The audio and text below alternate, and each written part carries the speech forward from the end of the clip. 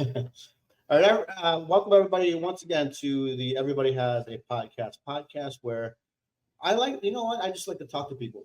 I've been doing that for years as a professional, and while a lot of my people that I know are here in Orlando, I do think this is a really cool platform to get outside of our neighborhood and our world. And the today I'm speaking with somebody named Tori Olson. Now, Tori is someone. This is my first time interviewing someone I don't know through a connection, frankly. But I'm excited because Tori, um, you know, why don't you tell everybody what you did? Everyone knows I'm a gamer. Not many know that I'm a history nerd, but I love tech. I love gaming. I've been gaming for 30 some odd years. So, Tori, what is your claim to fame? Yeah, right on. Well, first off, thanks for inviting me, Marco. It's a pleasure to be here to join you on your podcast. My name is Tori Olson. My professional title is that I'm an associate professor of history at the University of Tennessee in Knoxville, Tennessee. And for those watching the video here, you see the interior of my campus office at the university. I am a historian of the United States since the Civil War, so the last like 150 years or so of history. And if I have any claim to fame, it is that I am the author of a new book that is called Red Dead's History, a video game. Ta-da! Look at this. So you both Hey, have the you got same your one. copy too. Definitely. Yeah, And it's hey, and for the listeners out, this was not free. I bought it because I love this. I wanted to read it. Go Thanks, man. I appreciate that. ahead. Yeah, so the book is just about a month old. It came out in August of 2024. And this is a very strange book because it's both a book about video games and it's a book about history. And what it basically does is to use the fictional content of this insanely popular and widely beloved video game, Red Dead Redemption 2, as a jumping off point to explore the actual history of the United States in the time period that the game seeks to represent, which is about 1899, the turn of the 20th century in the United States. And so, what the book does is explore all of the American regions that the game depicts, which is mainly the West, the Deep South, and Southern Appalachia, and go through it and ask, on one hand, how historically accurate is the game? But my biggest task more is to kind of provide more context and sort of the background, the backdrop to explain what was going on in the world of the game that the game as an entertainment product, was not going to deliver on its own. So this book started as a class. It started as the world's first ever college history class on the Red Dead Redemption games. I taught it here at the University of Tennessee 3 years ago. And once I finished the class, I realized that lots of gamers and history buffs around the world might be interested in sharing this journey that I took my students on. So I got to work writing this book. Well, And I let me think ask you. what's, yeah, Let me jump in real quick and just ask you about those students, right? I mean, did you find that it was mostly gamers that were like, "Oh, this is interesting," or was it history, or was it like a mix of history buffs and yeah. gamers? Or I mean, what was the kind of what was It was a the real audience? mix. Yeah, Real mix. Yeah. So the first time I taught the class, I had about 60 students in it. And that was like we were capped at 60. I couldn't right. get more Okay. than that. I probably could have gotten a good bit more if I had another teaching assistant to help me with the grading and everything, but we didn't have that at the time. So lots of them were not history majors, which is quite Mm, unusual because most of my classes I serve folks in my major. Um, right. but this was a real blend. There were students from business, from computer science, from child and family studies. I mean, they were all over the map. That's I crazy. would say that two-thirds of the class were quite familiar with Red Dead Redemption Okay. series, especially with Yeah. the second game, but with the franchise as a whole. And about one third were like completionists, like Right. obsessives, people who Right. had played the game a lot more than even I had. And I've played the game quite a bit, to be sure. Um, I said, so one third are like hardcore Red Dead heads. Another one third are people who like watched a friend play it, had maybe played Right. 10 hours, but like hadn't like gotten all the way through. and then a third of the class like really had no exposure to the game. I had several They were folks interested in the era, huh? yeah, they were just interested in the idea of teaching through pop culture. That the class Uh-huh. had a lot of buzz around it, like Right. GameSpot covered it. It was all over Reddit and Twitter. And I think there was just a lot of buzz, like, oh, this is a cool class. Let's try it as an experiment. So there were folks who were just in there kind of for the ride, who were Right. not gamers as well. So it was a really diverse mix, to be sure. I will But say that let the me one, ask you, oh, go ahead. as you're playing through the game, right? And you're, so how many times have you played through the game? Three. Oh, three. I've Okay. done three full playthroughs, and yeah, For the about record, 200 I'm on my hours. second. There you go. And for the record, I'm on Yeah, my second. So I have about 120. yeah. As you're playing through the game, as you're developing the curriculum, right? Because it's funny because this is a fun idea, but you still have the work to do, right? To make the Oh curriculum, yeah. to make it succeed. My Are you class was that not yeah, my class was not a Red Dead fan club. Like I'm right? sure Right. Right. many students wanted it to be that, but Right. I couldn't conscionably do that as a professor. I have to make it Right. a serious learning experience, but it can be fun at So the same time. as you were playing, were you like jotting down notes? Like this is like look at this up. And I mean, I love the fact that you.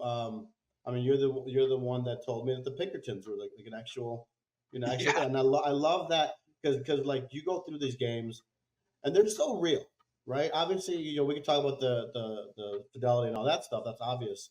It gets better every year. PS5 Pro just got announced, right? But you're looking at also Rockstar has this amazing dedication story, right? You look at their GTA's. I mean, I can imagine someone doing what you did for GTA 6, diving into like 80s Miami or 90s Florida, Well, right? we can talk more about this, but I'm gonna do that. All right.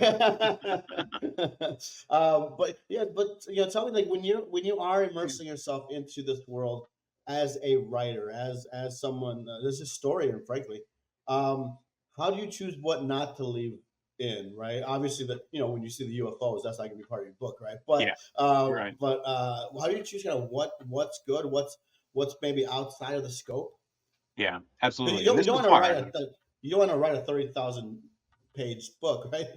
Yeah, nor do I want to teach a class that lasts for like, Right. 18 months. I have like Right. four basically to do this. But yeah, that's a great question. Like how do you pick what to include and what to leave out? Because there's such a range of topics that are showcased, Yeah. especially in Red Dead Redemption 2, that I really had the pick of the litter in what I wanted to highlight and what I didn't.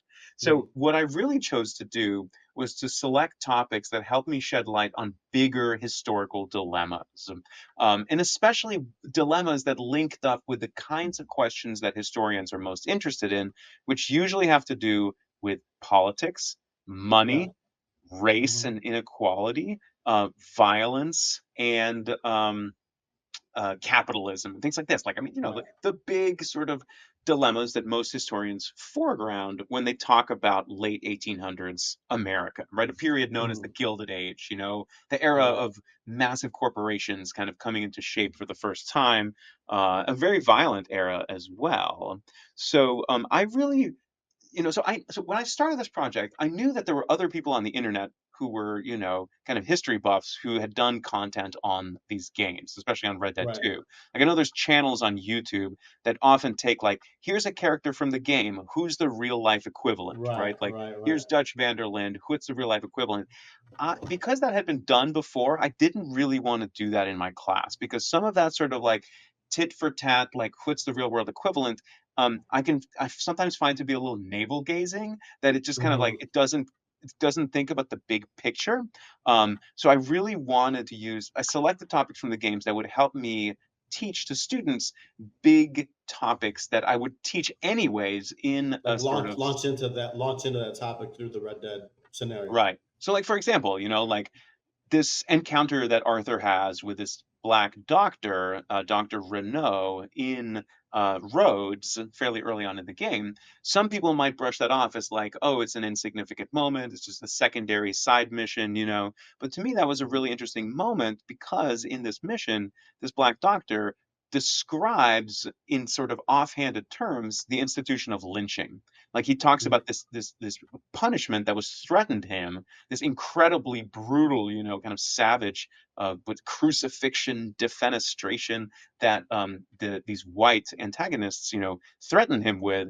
And in sense, by with that like minute of dialogue, that section allows me to talk about the institution of lynching, right? Which Right. actually comes to a peak in the 1890s and is, a staple of any American or Southern history class Yeah. of this time period. So And I just to couldn't, remind, to remind everybody, that is right at the period of this game.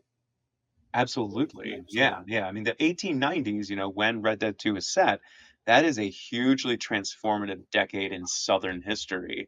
And it was, to be honest, Marco, it was really, and you live in the South too, all right? I mean, Florida's in the South Right. as well. Yeah. Um, when the game moved from the West into the South, into Lemoyne, that's really when I got most excited about teaching a class and about writing a book. And you might have noticed that there's actually more chapters in my book about the South than there are on the West, which is somewhat unfair. I mean, yes, the game does probably spend a little bit more time in the West than it does in the South. And the West is, of course, really important to my book and to my class and everything. But I find the Southern stuff especially interesting because it has less mythology surrounding it in American pop culture, right? I mean, the West has a long track record of, movies, films, books, and just kind of like, constant foregrounding, while the South is a place that a lot of Americans tend to either ignore or tell very simple stories about. The South is way more complicated than that. So I used the Yeah. game's engagement with the South as just kind of open a window. And I live in Tennessee. I teach in Tennessee. I went to grad school in Georgia. So Yeah. like I have a lot of investment in the kind of southern portions of the game. And plus, I will add, Saint Denis is definitely my favorite part of the game. Like the missions and stuff in Saint Denis, I think is so cool. So I was going to talk about that because I think that's the moment where I think, to me anyway, you see that this is different, right? The game, to me, from the start. I mean, actually, let me just be clear. The very opening scene, the very opening challenge where you're going and getting those guys out of that cabin, right? That Yeah. that's right there. I'm like, holy shit, this is great. I am now It's in the brilliant. West, right? But then as you move further, and you go into San Denis, and you see these buildings, these brick buildings, this established city, right? I think that's the first time you really start, at least for me anyway, when I started to see like, okay, this is the turning point of history. There's a modernization going on. You can tell, because you Yeah. still, the roads is still kind of like a backwater, but then you go into Saint Denis, and it's more industrialized to Right. an extent, and it gets more industrialized as you go through the game. Another brilliant part of the game, but um, as you were playing with your history background, when you first got into Saint Denis, I mean, what was your kind of reaction when you saw that there was this kind of a modernization going on in the game? Yeah. Right. Exactly. No, it was so interesting because if when you watch trailers for the game, advertisements for the game, you might be led to believe that it is simply a Western, right? That the entire Right. storyline takes place in the West. And then when you come to realize that, oh, wait, that's actually not true. And I did a Right. really fun experiment. I counted up all the main story missions and I Mhm. categorized them as to what region they're in, whether it's the West or in Appalachia or in the Caribbean or in the South. And I found that only a tiny minority, like a thin minority, like 51 out of like 90, I can't remember the precise numbers, but it was like Mhm. 52% or something of the missions were in the West, which is, Mhm. just barely half. Right. So entering the South was really interesting. But then the fact that so much of the game, because of Saint Denis, takes place in a city was also quite intriguing, given that I thought that this was going to be a rural game overwhelmingly, Right. just based on the Right. marketing of it and the start of the game, to be sure. So I thought the game was going to be an inverse of Grand Theft Auto, right? Because GTA is Right. mainly an urban game. All of them, Right. they have Right. they have their rural backwaters, but they're primarily an urban game. I thought that Right. Red Dead was going to be a overwhelmingly rural game, but that I mean, it probably is more so than not. Mhm. But having this large American city with Saint Denis really changes the structure of the game quite a bit. And Yeah. New Orleans was the biggest city in the South in 1900. It's not the Hmm. biggest city in America, but it was the biggest Southern city in 1899 or 1900. Right, this is before Atlanta and Houston and Right. Charlotte, kind of, or anything in Florida, Right. Right. exploded in size. So New Orleans was like the big city, and when I first rode into Saint Denis, right, I'll never forget it because it was a really, powerful moment. I was shocked at how beautifully they capture that late Mhm. 19th century kind of booming industrial city, right, with the smokestacks Right. belching the black smoke in the air. Like, that was like, whoa, Red Dead 2 has amazing graphics. But it's not just Right. graphics, it's also the sort of design, because it is undeniable to me, at least, that the Rockstar art team must have studied photographs from the turn of the Right. century period in New Orleans, right? If you look at the avenues, you look at the streetcars, you look at the architecture, it looks a whole lot like it did back then. And I don't know if you remember, Marco, but the picture that I chose in the book that Mhm. kicks off the New Orleans chapter, you look at that picture, it looks like it was straight up taken out of Red Dead 2. It's an actual Right. photo of a Yeah. New Orleans street in 1899. And I think, I mean, we're not the first people to sing the praises of Rockstar, right? But I No, think they, there they is, don't need all that much more right. compliments. But there is that level that I think it's another layer of showing kind of why they are who they are. Right. With, like, like clearly, like as I'm playing, I have some like a small understanding of history. So as I was going into the Sunday, it was kind of like the contrast was interesting, right? So I did notice it. Um, but like as someone for you who's done history all your life, for you to come out here and say the same thing, it's like Well, they hit out to of an the ballpark. extent, right? Because, like, Yeah, right, right, right, the aesthetics and the visuals are important, but they're not, of course, the whole story, right? And I right, definitely agree that Rockstar, they're incredible storytellers. They're great game developers. They have such a knack for detail and, all of this. How are they as historians? right, Well, here the record is a little more checkered. They do, again, and I'm deeply impressed by how right, often the game gestures toward some of the biggest dilemmas in American history, right? Women's suffrage, right, railroads and corporate capitalism, memory of the Civil War in the South with all those Confederate statues. They gesture toward all this stuff, but sometimes there's a lot of problems in how they do it, right? So I yeah, mean, like, I don't, they take even though liberties. I even though I have tremendous respect for Rockstar, and even though I love Red Dead Redemption 2 as a game, I don't pull punches in the book either. Like, I am open and honest when I have to give a critical assessment of it too. But generally, the problem of the game, and it's an unfair, thing for me to accuse them of, but the problem is that there's just so much that's not explained within the game.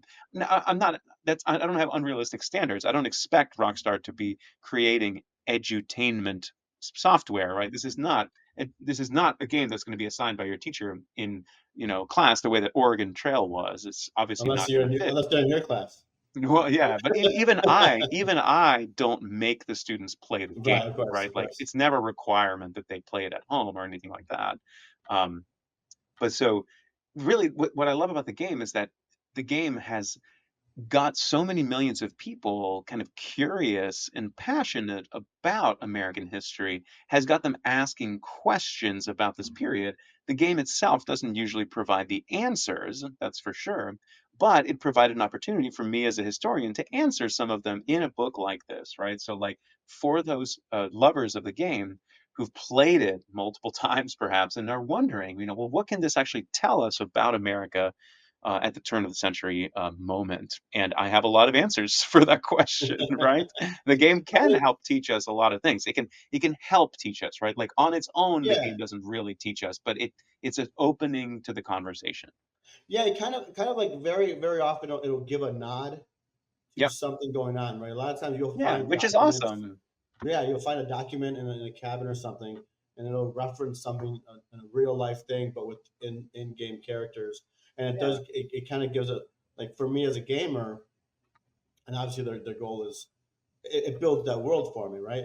So like when I see a note like in some place like after we cleared it out or something, right? You Hmm. get a better sense of these characters that you don't even see on, Right. like, we know as much about their companions before they got into the area, Yeah. then not because There's they're such always talking about them. there's such a deep lore in the Yeah, game. yeah, Um, but then there's also sort of the lore intersects with real history, right? Even though right. the names of people and places are almost all fictionalized in the game, sometimes it'll touch on real big stuff, right? So, one of my Yeah. favorite examples, I actually don't touch on it in the book, but one of my favorite moments is like one of these random campfire conversations, like with the Hmm. gang mates. You spend enough time Yeah. in camp, you get chatting with, Oh yeah. Yeah. there's a conversation with Uncle, and I love Uncle. He's just He's he's gold. He's pure he gold. There's a is. moment when Uncle is sitting by the campfire and he's reading a newspaper, and he's just kind of musing in his uncle-y kind of way, and he's like, basically, he says to Arthur, why are we at war with the Philippines? What are we doing in the Philippines? This is half a world away. And the reality is that in 1899, the US was at war with the Philippines. It was Yeah. beginning its sort of imperial project in that country on the other side of the world. And it would have entirely been across the pages of any American newspaper. Right. So Right. even though Guarma, the Caribbean island, is not real, right? It's made up. The Philippines is not made up. That's a Right. very real place, Right. and Right. Uncle is talking about it, right? So like, there are moments, of course, when the game does reference real institutions and places, and maybe the most famous one or infamous one is the Pinkertons, because the Correct. Pinkertons Yeah. is like You. the one thing that definitely existed back in the late 1800s and was indeed a household name, very often a very And they negative were household name. they were a pain in my ass, man, the whole time. Trying to, but talk about, because I think that is that to me is, it's a very good mechanism, right, for the Yeah. game developers and game builders. I mean, they while they include something like Pinkerton, where you're like, oh, they're real. You look it up. Hey, look at that, right? Um, it allows, I think, again, I'm not a philosopher. I'm not a gamer. I don't make games, but I feel like Yeah. that like allows for more immersion, which is pretty Oh much the most yeah. important thing in gaming, is just being able to say, oh, this is a real thing. It's really the same as in, Right. like, when you're going playing GTA, and it's like, oh, this is Miami. This is whatever, right? Whatever city. Right. I think they're just geniuses at doing that. They are, and I think it's a very smart move that they made in fictionalizing the places, right? So that it's not Yeah. New Orleans, it's Saint Right. Denis, it's not Miami, Right. it's Vice City, which Right. allows them greater creative liberties. That they can borrow elements from the real world, but they don't have to be, taken to task for, oh, well, this block in New Orleans is actually different. But because, of course, no game will actually render an American city, they're way too big, right? And no one would want to explore the real New Orleans. It's just too massive. The gamers would be overwhelmed by such a prospect. So yeah, they are masters at sort of loosely interpreting the past and present in their particular way. When you were writing your book, you obviously had to pick the right beats, right, to focus on, which was not to. I know we talked about this a little bit earlier, but how do you, would you give what advice would you give to other people who are like either going on the same path as you did, or just out there trying to find the right stories and the right things to focus on if they are trying to fictional or probably novelize a historical occurrence or coincidence, frankly. Yeah. Yeah, well, I mean, I can only speak for writing nonfiction because that is, Yeah. my bread and butter. But I did have to make some hard decisions about how to structure this book and the class originally that inspired it. Um, and one of the things that my editor at St. Martin's Press really pushed me on was having a story with characters that anchors the book as well. And in many ways, I decided to kind of follow the storyline of Red Dead Redemption 2 in how Right. I laid out my historical view of the time period. So I decided to structure it regionally, right, geographically, beginning in the West, because, well, that's where the game begins as well, right, Right. with the gang kind of descending out of the mountains into the, green prairies below, and then following them through the West on a range of different topics that they encounter. Now, my Western stuff doesn't like follow the the storyline perfectly, right? Like I have to talk Right. about warfare between native peoples and the US Army. Now that comes quite late in Red Dead Right. Redemption 2, but Right. it is of course a Western story, so I did want to foreground that early on in the Western chapters. But once we've covered a lot of Western stuff, then, again, kind of replicating the storyline of Red Dead 2, we move into the Deep South, right? Like Mhm. the West is closing, the Pinkertons' grip is tightening on the gang. They move eastward, right? It was never their goal. Dutch, Arthur, Lenny, like none of those people wanted to go east. That was like anathema to them. But they They wind up found their in the home 6 times. yeah, Right. exactly. And going east into what Arthur calls all that civilization, is Right. not where they Right. wanted to Right. go, but it's where they wound up anyways. So that gave me a sort of entry point into Southern history and looking at the sort of dilemmas of that region in the late 19th century. And then there's this whole, trip to Guarma, to the Caribbean, and I find it super fascinating, but I decided not to include it in my book Mhm. because I just thought it would make the book a lot longer. It would Right. stretch the sort of U.S. Focus of the book. So I had to make an editorial choice to leave out a crucial part of the game's story, which I still regret in some Mhm. sense. I also decided to leave out the Mexican chapters of Red Dead Redemption 1, the original game, Right. which I Right. taught about a lot in the class because Red Dead 1 spends quite a bit of time in Mexico in 1911, Right. right as the Mexican Revolution is getting going. And I thought it was actually quite interesting how that game captures that. But just because, the book, as the title says, America's Violent Past, I wanted to focus on U.S. issues. But yeah, so I And decided to cut that and then ultimately moved into what I see the game capturing with southern Appalachia, right, with the southern mountains, which are very different from the western right. mountains. And when the game Well, I was kind of, saying that I was saying that at some point you have to make a choice, right? I mean, there has to be yeah, like a what you cut so it's not a like I said 30,000 page novel that no one's going to read. And exactly. so talk to me, and so before we got on, one thing I always ask my guests is what's a question you want me to ask? And this isn't to really this is not a promotional vehicle, although we can all use it for whatever we'd like to use it. But your answer was probably the best one. So talk to me a little bit about the audiobook and just kind of how that came about. And yeah, we'll take them there. Yeah, absolutely. Yeah, so the sort of interesting irony is that this book was kind of born oral from the beginning, in that it started as lectures that I delivered in my Right, class, right? So those lectures, which were written to be read, right, to be heard for the ears rather than read with the eyes, is how a lot of these chapters began, right, in rough draft form. right, And as soon as I met with my editor at St. Martin's, with our first discussions, even before I'd signed a contract with them, Elizabeth, my editor, she noted that, oh, we have to do an audiobook of this, in part because a lot of gamers really prefer digital media, right? I mean, there's a lot of gamers who read print books. You're obviously one of them, right? You're not right, alone. But I think there's a lot of right, younger kind of Gen Z gamers who really like digital media, right? They want stuff on their phone, or on their PlayStation or whatever. right, right, And audiobooks are great, right? Because they deliver a book's content in a really accessible way that you can do when you're driving or running or doing whatever you want, right? So I knew that I wanted an audiobook version, and my publisher felt exactly the same way. So the question was, who was going to narrate the audiobook?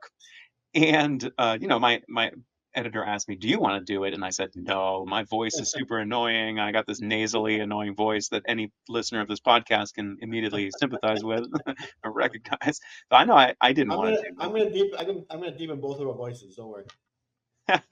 it. um, but then the question was, who would do the best job with this? So we were brainstorming, and Elizabeth, my editor, was like, "Well, why don't we get one of the actors from the game to do it?" And as soon as she said that, I was like, "Well, that is brilliant, right? How could I not have thought of that previously?" So I began thinking, well, who would be the right fit? And of course, our conversation ended with us deciding that, well, Roger Clark, who plays Right. Arthur Morgan, who is, as you know, the voice, like if you play this game for a lot, he is the soundtrack of it, right? It's just like Oh man. you're Yeah. used to Yeah. him talking to not only, all the other NPCs, but like talking to his horse, "You all right, boy?" And crafting around the campfire and hunting. He's just, he's a brilliant character in the game. And Roger Clark is an incredible actor who's just done such amazing work. And we learned actually that Roger Clark has done a ton of audiobooks.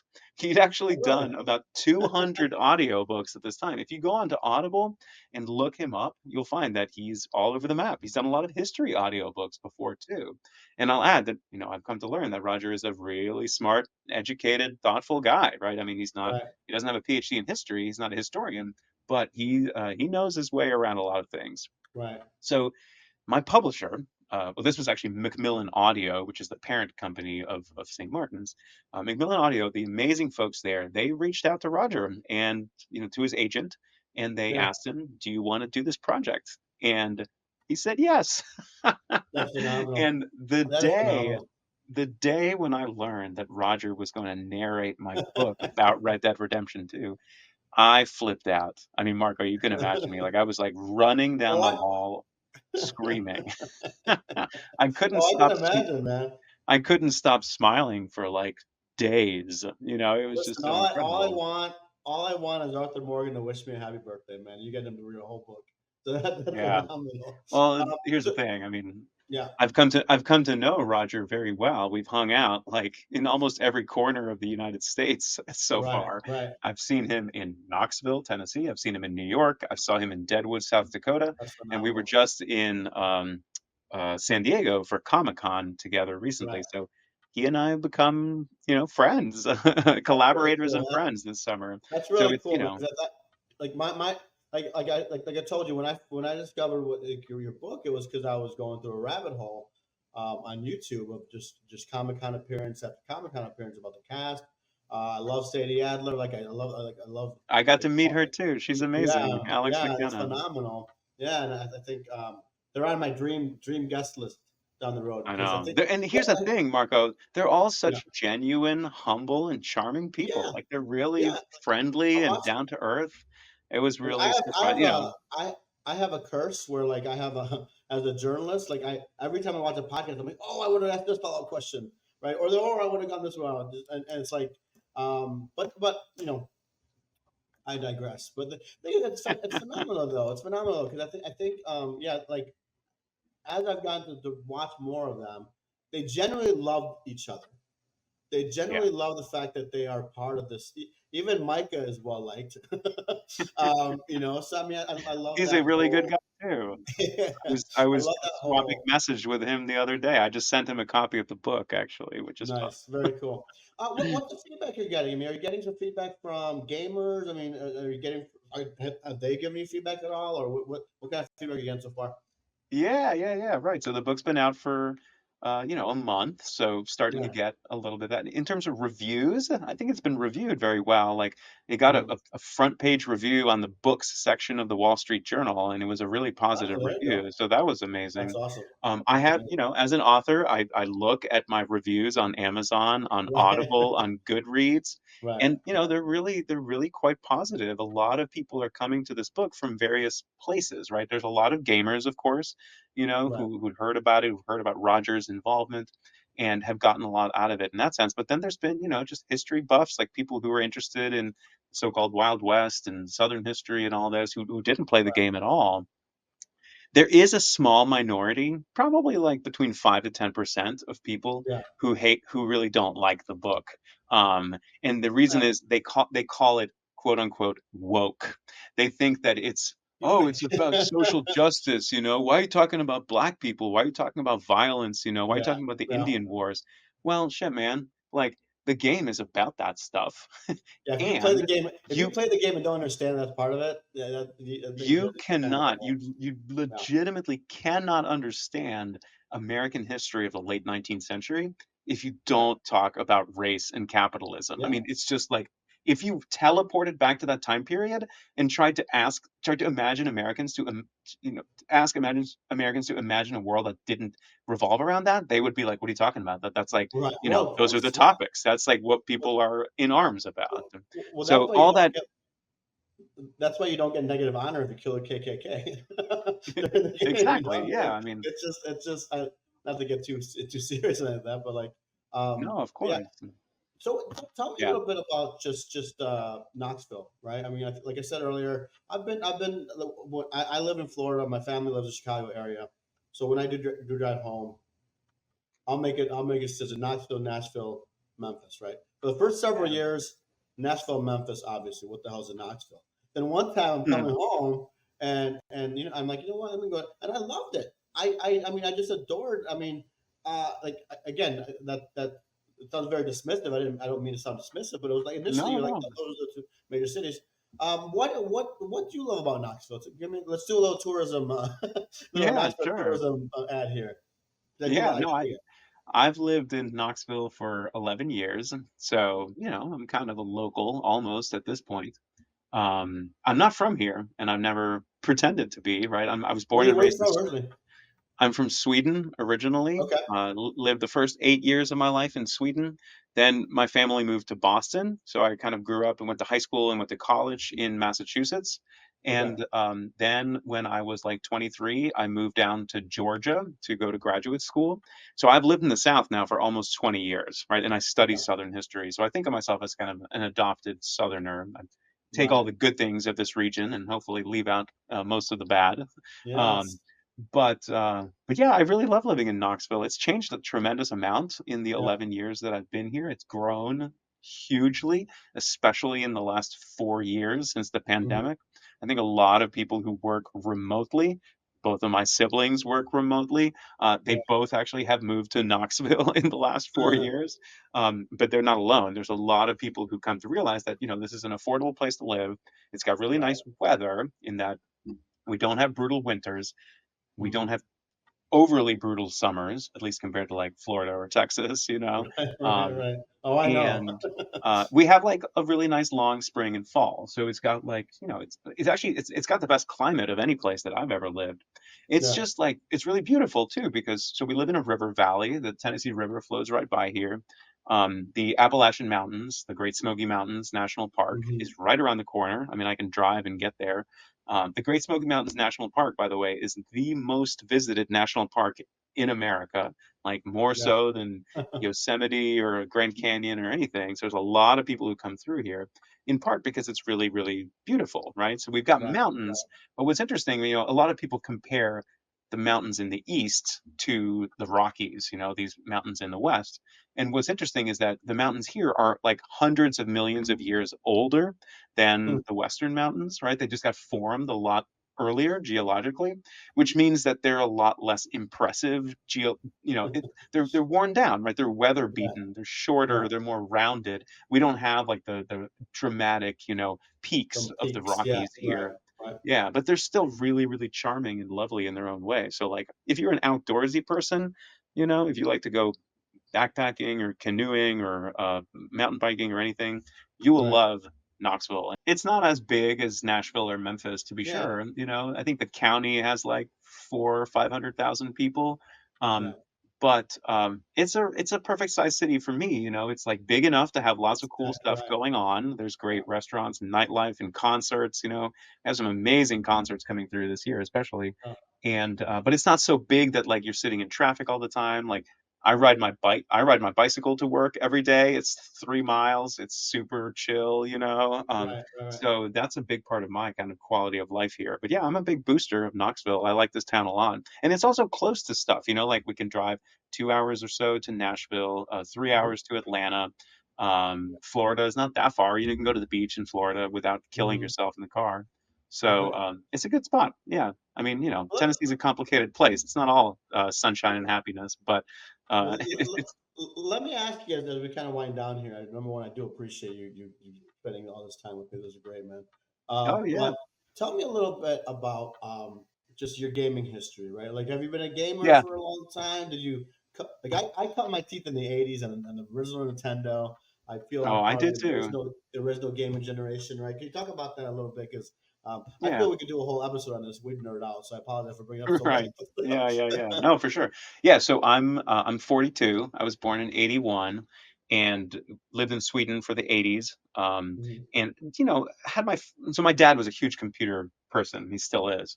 Um, Okay. so I was around computers my whole life, right? So I saw like early games. I remember Okay. Pong and Moonlander, especially. He had those games on cassette tapes, right? That's how the data that they were stored on. I think Right. it held Right. 128 kilobytes per cassette Yeah. tape.